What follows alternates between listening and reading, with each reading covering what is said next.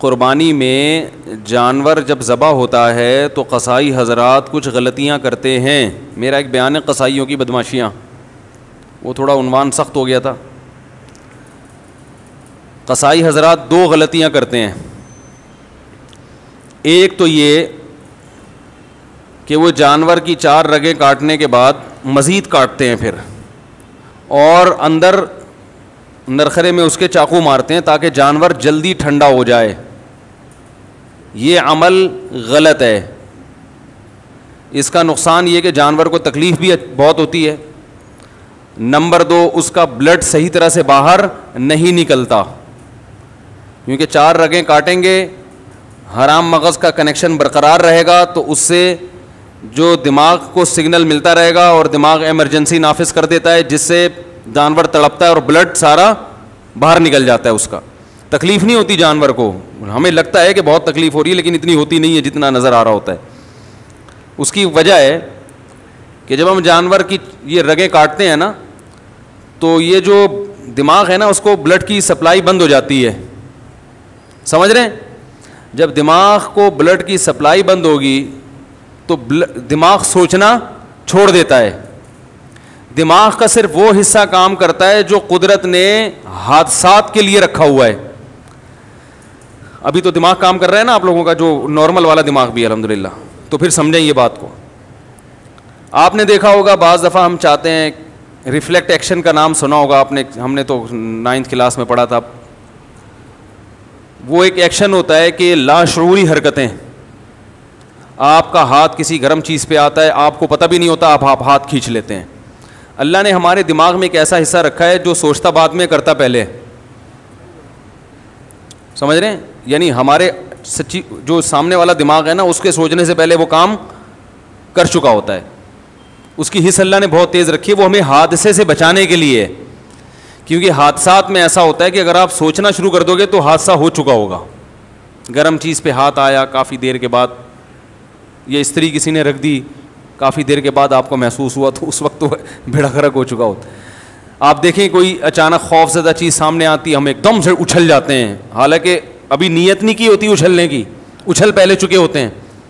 जिन बाद में देखा होता है हमने, और फिर ये तो बहुत बाद में पता चलता है कि ये सच्ची मुच्ची का जिन भी नहीं है, ये तो 1 हफ्ते बाद पता चलता है। तो बहुत सी हरकतें हमारी ऐसी होती हैं।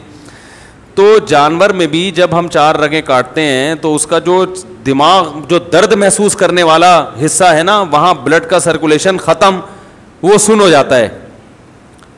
लेकिन वो हिस्सा जो इमरजेंसी नाफिज करने वाला है, वो इमरजेंसी में जो ऑर्डर देने वाला हिस्सा, वो काम करता रहता है। वो हराम मगज़ की वजह से उसका कनेक्शन बाकी रहता है।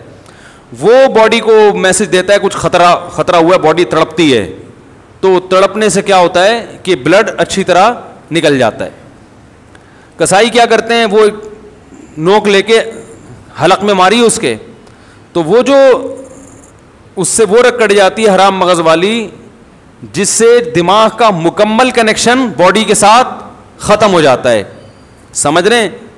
इससे बॉडी तड़पना ख़त्म कर देती है, ब्लड अच्छी तरह से जानवर का निकलता नहीं है। तो ये तरीका मकरूह है, नापसंदीदा है। शरीयत ने जो ज़बह का तरीका बताया है उसके ख़िलाफ़ है। एक और मिसाल से समझाता हूँ। देखो छिपकली है ना, छिपकली देखी होगी। अक्सर जब हम छिपकली मारते हैं तो उसकी दुम कट जाती है, दुम तड़पती है, उससे जान निकल रही है। लेकिन दुम को तकलीफ होती है, इसलिए नहीं होती कि उसके पास तकलीफ महसूस करने के लिए दिमाग नहीं है। और जो दिमाग जहां है ना छिपकली के, उसको भी तकलीफ इसलिए नहीं होती कि उसके पास अब दुम नहीं रही है। अरे तकलीफ तो गुजर रही है दुम पे ना, दुम पे तकलीफ गुजर रही है, खूब तड़प रही है। लेकिन दिमाग जो उस तकलीफ को महसूस करता, वो इसलिए महसूस नहीं करता कि जिस पे तकलीफ गुजर रही है वो अब दिमाग के पास है नहीं, उसका दिमाग से कनेक्शन खत्म हो चुका है। तो वो तड़प तो रही होती है छिपकली की दुम, यूं यूं उस पर जान निकल रही हो तो वो खूब तड़प रही है, लेकिन ना दुम को तकलीफ ना छिपकली को तकलीफ। छिपकली को सिर्फ उस हिस्से पे तकलीफ होती है जहां कट लगा हुआ है, उसका कनेक्शन अभी छिपकली से बाकी है। वो जो दुम के यूं कलाबाजियां खा रही हैं, उससे तरस तो बहुत आएगा, बहुत तरस आएगा, हाय बेचारी की दुम, हाय बेचारी दुम के साथ क्या हुआ। लेकिन दुम को तकलीफ़ इसलिए नहीं है कि उसके पास दिमाग नहीं है तकलीफ़ महसूस करने के लिए, और दिमाग को तकलीफ़ इसलिए नहीं है कि उसके पास तड़पती हुई दुम से कनेक्शन उसका ख़त्म हो चुका है, उसके पास दुम नहीं है। तो दुम को तकलीफ़ इसलिए नहीं कि दिमाग नहीं, दिमाग को इसलिए उसके पास दुम नहीं है। ये एक फार्मूला याद रखें आप, ठीक है ना। तो ये अल्लाह का बहुत बड़ा इनाम है इन जानवरों पर कि हमें हुक्म दिया कि इनकी जब जान लेनी हो तो ज़बह करके लो। इसमें तुम्हारा भी फायदा और इन जानवरों का भी फायदा। तुम्हारा फायदा ये, तुम्हें साफ सुथरा गोश्त मिलेगा खून के बगैर। बीमारियां भी सारी ब्लड में ही होती हैं, जो बीमारियां हैं ना गोश्त में, जो ज्यादातर ये ब्लड में होती हैं बीमारियां। जब खून निकल गया तो जानवर बीमारियों से भी पाक साफ हो गया। तभी कहा जाता है टोटकों में कि जो बड़ा गोश्त अगर पकाना हो ना, थोड़ा सा बॉयल करो उसको, उसका पानी फेंक दो, उसका जो अंदर ब्लड होता है वो सब निकल जाता है, उससे वो उसके नुकसान काफ़ी हद तक कम हो जाता है। तो हमें फ़ायदा ये, और जानवर को फ़ायदा क्या, उसको तकलीफ़ कम है। जानवर को मौत देने के इसके अलावा जितने भी तरीक़े हैं सब में जानवर के लिए अज़ियत है। ये गैर मुस्लिम लोग, चाइना में आप देखो, खौलती हुई कढ़ाइयों में कुत्तों को डाल दिया जाता है, जिंदा कुत्ते को। किस अज़ियतनाक तरीके से ये जानवरों को मारते हैं। ये बाकायदा रिसर्च हुई है और इस पर अंग्रेज़ों की तहकीक है कि जो मुसलमानों का तरीक़ा ज़बह करने का, उसमें जानवरों को तकलीफ़ बहुत कम होती है। तो अब कसाई को आप इस बात का पाबंद करें कि 4 रगे काटे और फिर वहाँ से हट जाए। और बेहतर ये है कि सब कसाईयों की बात नहीं कर रहा भाई, जो मेरा बयान सुन रहे हैं उनके अलावा की कसाई हटते नहीं हैं, क्योंकि इमरजेंसी में जल्दी में होते हैं। उनको बहुत, कसाई उस दिन दुनिया का सबसे कीमती आदमी होता है। अभी देखो कोई कसाई आपसे मिलेगा भी नहीं, सलाम भी नहीं करेगा, बोलेगा मुझे जाना है भाई, मेरे 6 कॉलें आई हुई हैं, उनको ऑर्डर बुक करवाना है मैंने। ईद वाले दिन जानवर से ज़्यादा महंगा कसाई होता है, तो उसको 10 जानवर और गिराने, वो इतनी टेंशन नहीं लेता कि काटो फिर खड़े होके देखो कि कब इसकी जान निकलेगी, कब हम खाल उतारेंगे। वो कहता है अबे उसका बस नहीं चल रहा होता, पूरी गर्दन काट दे वो। तो इसलिए बेहतर यही है कि जैसी 4 रगें कटी हैं तो जिस खूंटे से जानवर बांधा हुआ था उस खूंटे से थोड़ी देर के लिए उसी कसाई को बांध लो जो काबू में नहीं आ रहा आपके। हर कसाई की बात नहीं कर रहा, सिर्फ वो जो काबू में नहीं आ रहा है उस कसाई को आप उसी, वो खूंटा भी काम में आ जाएगा, उसका किराया दिया हुआ है ना, पूरा हो जाएगा वो। क्योंकि इसके बगैर कसाई को काबू करना आसान नहीं। वो जानवर फिर भी आसान है, उसको पकड़ना ना, 4 आदमी उसको पकड़े तो जानवर को कौन पकड़ेगा भाई। तो सबसे बेहतर तरीका है उसी खूंटे से थोड़ी देर के लिए आपने जो काबू में नहीं आ रहा उसको बांध दें आप। बोलें जब तक ठंडा होने दो। एक बात, एक गड़बड़ी। दूसरी गड़बड़ क्या करते हैं लोग, कसाई हजरात जानवर जब ज़बह करते हैं तो अक्सर मुंह में पान और गुटका होता है, वो अल्लाह का नाम नहीं लेते। वला ताकुलू मिम्मा लम युज़कर इस्मुल्लाहि अलैहि, अल्लाह फरमाते हैं जिस जानवर पर अल्लाह का नाम ना लिया गया हो वो जानवर तुम्हारे लिए हलाल नहीं है। भूले से छूट जाए तो ठीक है, लेकिन जो मुंह में गुटका रख के नाम नहीं ले रहा वो भूले से नहीं छोड़ रहा, वो गुटके की वजह से नहीं पड़ रहा, वो आपके जानवर पे अपना गुटका कुर्बान करने के लिए तैयार नहीं है। तो उससे बोले जोर से अल्लाह का नाम लो, बिस्मिल्लाही अल्लाहु अकबर, जोर से। और ये मुर्गियों वालों से भी कहा करें, इनको भी बसा औकात देखा है मुंह में ही मिनमिना रहे होते हैं कुछ। भाई अल्लाह का नाम जब जोर से लेने का हुक्म है तो ले लो, क्या जा रहा है इसमें।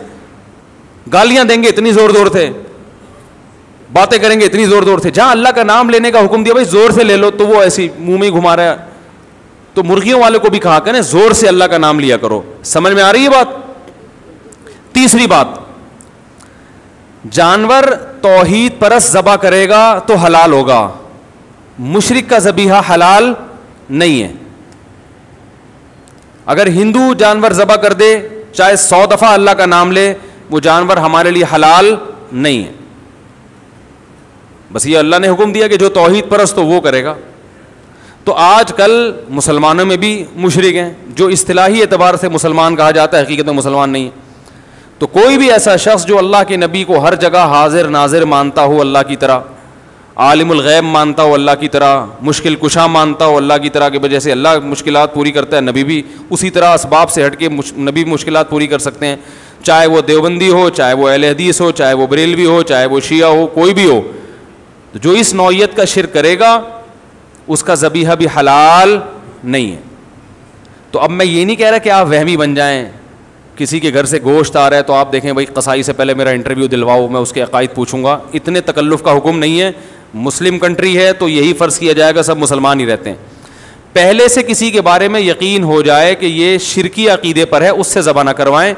पहले से नहीं पता तो मुसलमान मुल्क है, हमें यही हुक्म है कि हम सबसे क्या गुमान रखें, अच्छा।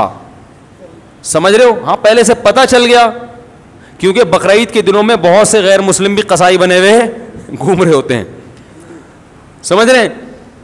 तो पहले से पता चल गया तो फिर एहतियात लाजिम है। समझ रहे हैं कि नहीं समझ रहे? ये तीसरा मसला हो गया। तो बस ये तीन, और तो कोई मसला नहीं पूछना किसी ने। हाँ, दूसरी बात यह कि भाई जानवर को हदीस में आता है फल यूरिह ज़बीहतहू, जानवर को ज़बा जब करने का इरादा हो तो उसको आराम पहुँचाओ। अनाड़ी कसाई बाज़ दफ़ा आ जाते हैं, 1 घंटा जानवर को गिराने में लगा देते, तो जानवर की वाट लग जाती है बेचारे की। एक तो आखिरत का सफ़र है उसका, वो तो कम से कम तमीज़ से उसको अल्लाह मियाँ के पास भेज रहे हो तो तमीज़ से भेजो उसको अल्लाह मियाँ के। वो उधर से धक्के, उधर से धक्के, उधर से वो बहुत मुसीबत बना देते हैं। माहिर कसाई होते हैं, उनसे काम करवाना चाहिए।